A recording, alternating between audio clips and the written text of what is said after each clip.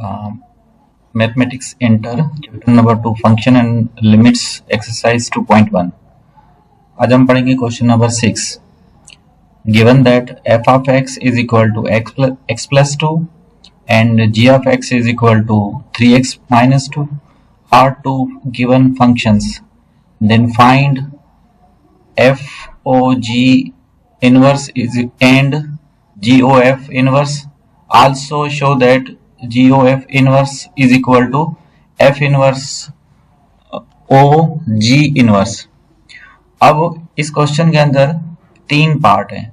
सबसे पहले हमें ये बताना है कि F o G F composite function G का इनवर्स निकालना है, और देन जी ओ एफ का इनवर्स निकालना है, देन जी ओ एफ का inverse is equal to F inverse o G inverse के होता है, ये हमें प्रूव करना है। मतलब इस क्वेश्चन के तीन पार्ट हैं। तो सबसे पहले कंपोजिट फंक्शन हम पढ़ चुके हैं। इस फंक्शन में जो एक न्यू चीज है वो सबसे पहले है कि इनवर्स क्या होता है। अब इनवर्स किसी भी फंक्शन का निकालने के लिए सबसे पहले आपको फंक्शन का कॉन्सेप्ट होना चाहिए।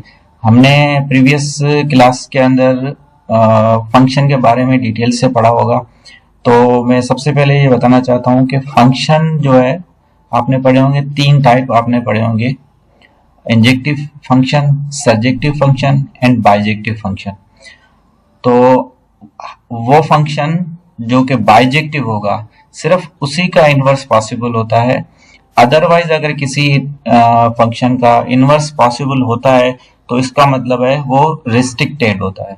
अब मिसाल के तौर पर हमने पढ़ा था कि एक सिंपल सा मैं बाइजेक्टिव फंक्शन लेता हूँ। ये हमारी डोमेन है और ये रेंज है।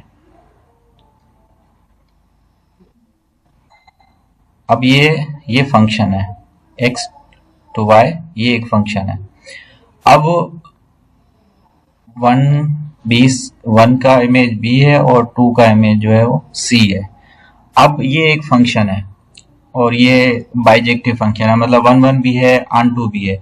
इसको अगर मैं उलट करता हूँ, मतलब पूरा रिवर्स में बनाता हूँ, तो देखें इस तरीके से बनेगा। b c ये डोमेन हो जाएगी और जो डोमेन थी वो रेंज हो जाएगी। अब यहाँ 1 से b मिला हुआ है तो ये b जो है 1 से मिलेगा और c 2 से मिलेगा, और ये y हो गया और ये x है। अब मतलब कि इस फंक्शन के अंदर y जो है डोमेन है और x जो है वो रेंज है। तो ये फंक्शन जो है, जो कि हमने रिवर्स में बनाया है, ये इनवर्स फंक्शन कहलाएगा। अब देखें जो सेकंड जो मैंने फंक्शन बनाया है इनवर्स करके, ये भी बाइजेक्टिव फंक्शन है, मतलब ये भी फंक्शन है। कोई भी फंक्शन अगर इंजेक्टिव है या सर्जेक्टिव है तो उसको अगर हम उल्टा करेंगे तो वो फंक्शन नहीं रहेगा। फंक्शन सिर्फ उस सूरत में रह सकता है कि वो अगर बाइजेक्टिव है। तो इसको सिंपली इस तरीके से भी लिख सकते हैं। अगर f of x कोई एक फंक्शन है तो x इज इक्वल टू, इसका हम इनवर्स निकालेंगे तो f इनवर्स y। अब f of x is equal to y है तो x इज इक्वल टू क्या होगा, f इनवर्स y। ये हो जाएगा इस फंक्शन का इनवर्स। मतलब कि हमें इनवर्स निकालने के लिए हमें एक फंक्शन गिवन होता है f of x is equal to, suppose ये एक्स स्क्वायर या कुछ भी मिला हुआ है।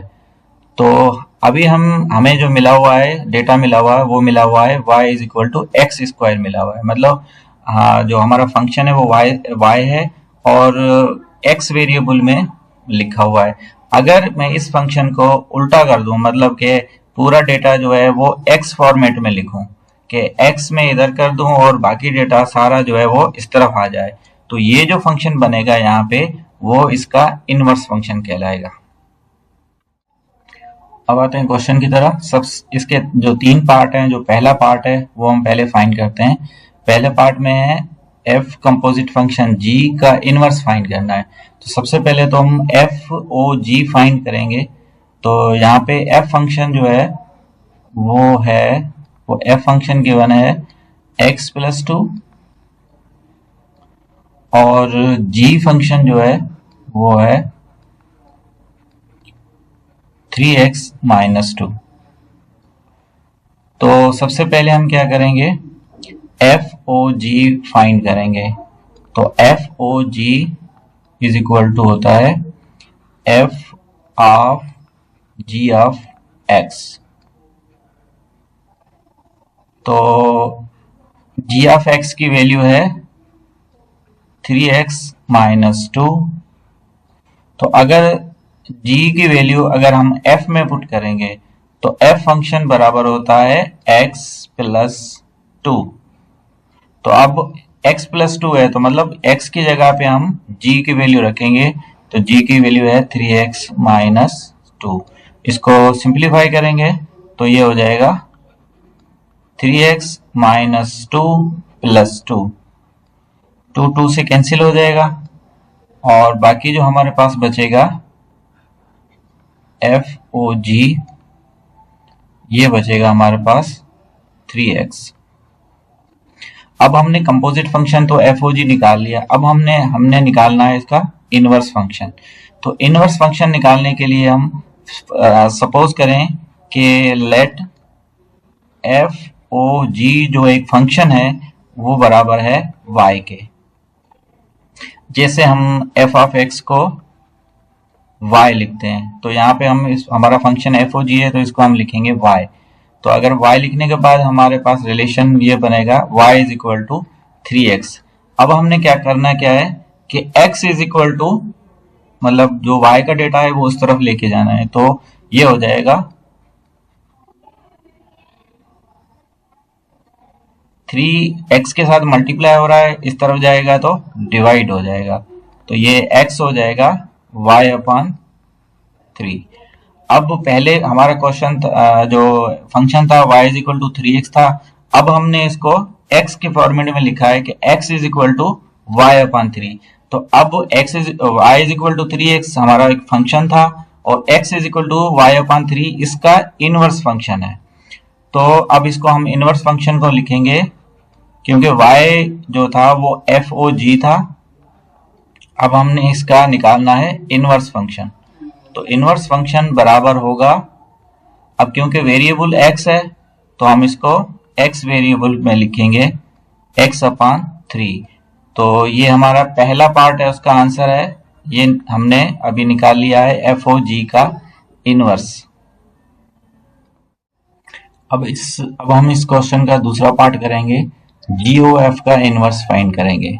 जिस तरीके से FOG का इनवर्स फाइंड किया इसी तरीके से GOF का इनवर्स फाइंड होगा। तो सबसे पहले तो हम G composite function F find करेंगे। यहाँ पे G फंक्शन और F फंक्शन गिवन है। F फंक्शन गिवन है f of x is equal to है x प्लस 2 और G फंक्शन जो गिवन है वो है 3x माइनस 2। अब हमें सबसे पहले फाइंड करना है GOF, उसके बाद हम इसका इनवर्स फाइंड करेंगे। GOF बराबर होगा G of f of x। तो f ऑफ x की वैल्यू है x प्लस 2। ये हम पुट करेंगे G फंक्शन के अंदर और G फंक्शन हमारा है 3x माइनस 2। तो हम यहाँ पे वैल्यू रखेंगे x प्लस 2। f की वैल्यू हमने g में पुट की तो ये हो जाएगा 3 ब्रैकेट जो है उसे बाहर है वो इससे मल्टीप्लाई होगा। 3 मल्टीप्लाई होगा x के साथ तो ये हो जाएगा 3x। 3 मल्टीप्लाई होगा 2 के साथ तो ये हो जाएगा 2 3 6 और ये माइनस का 2। तो अब हमारे पास जो GOF वो सिंप्लीफाई होके बचा है 3x और 6 में से 2 जाएंगे तो बाकी बचेगा 4। अब ये हमारा कंपोजिट फंक्शन GOF हमने निकाल लिया है।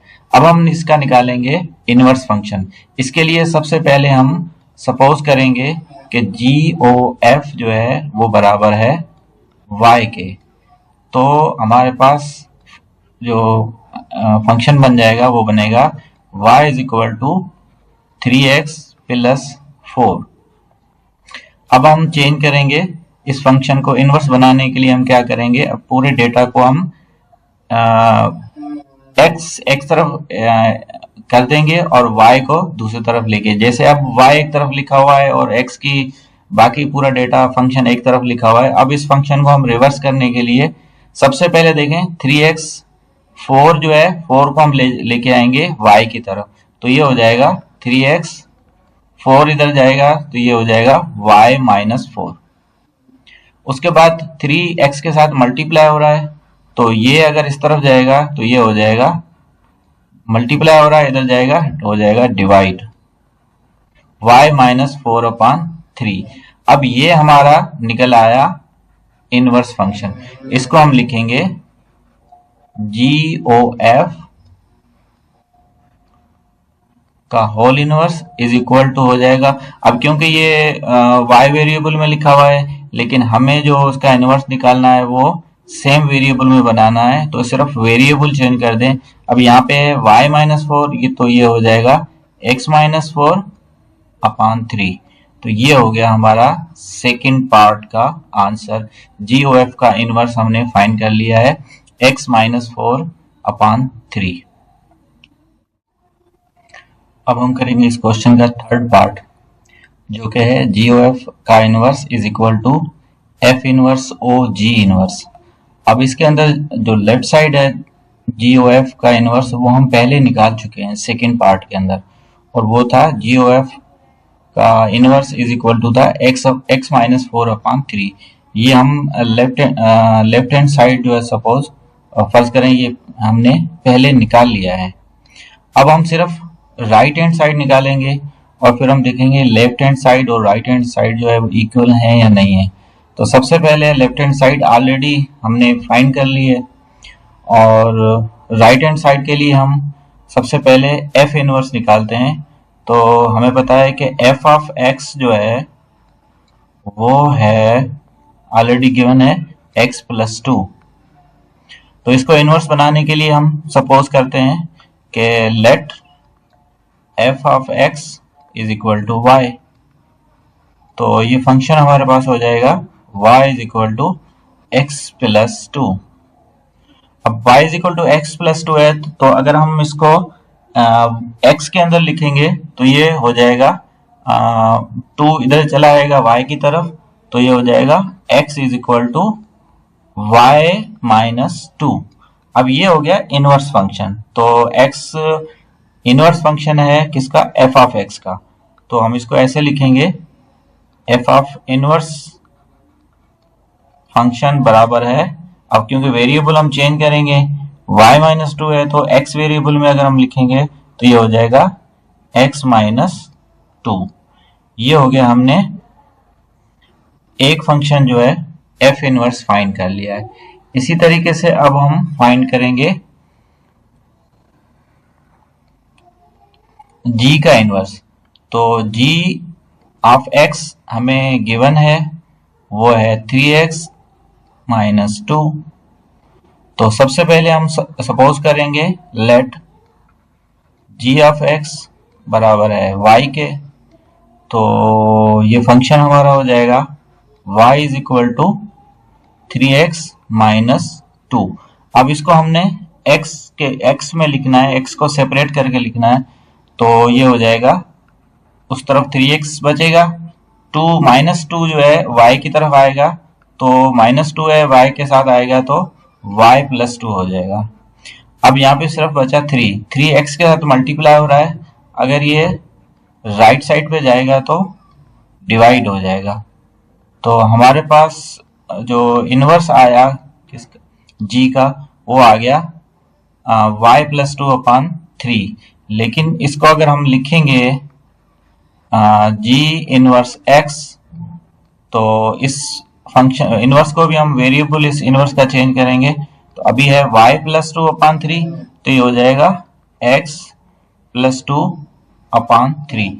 इसका मतलब है कि हमने f इनवर्स की तरह g इनवर्स भी निकाल लिया। अब हमने दोनों इनवर्स निकाल लिए हैं, अब हम इसका फाइंड करेंगे इन दोनों का composite function.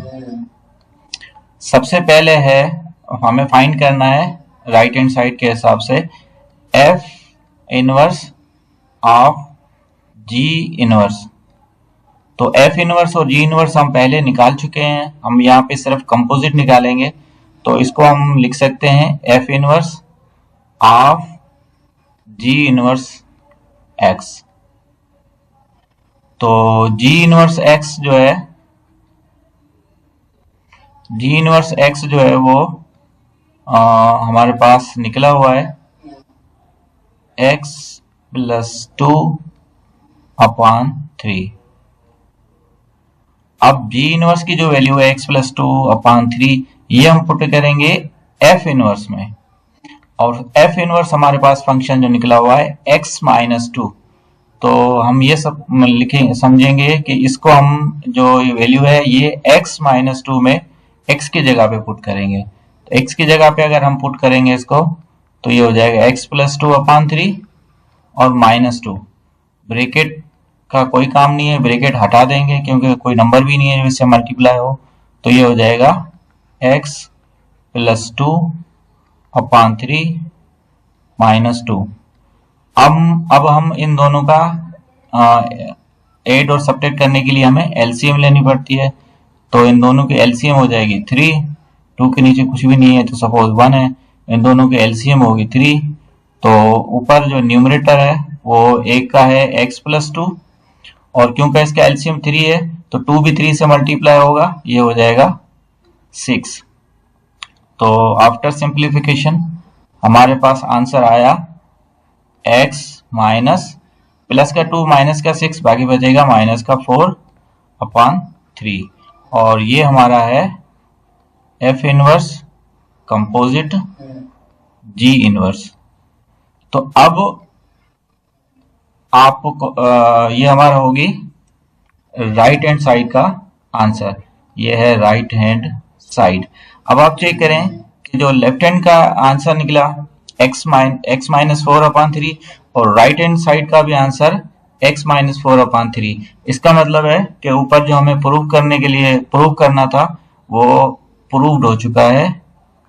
Hence left hand side is equal to right hand side.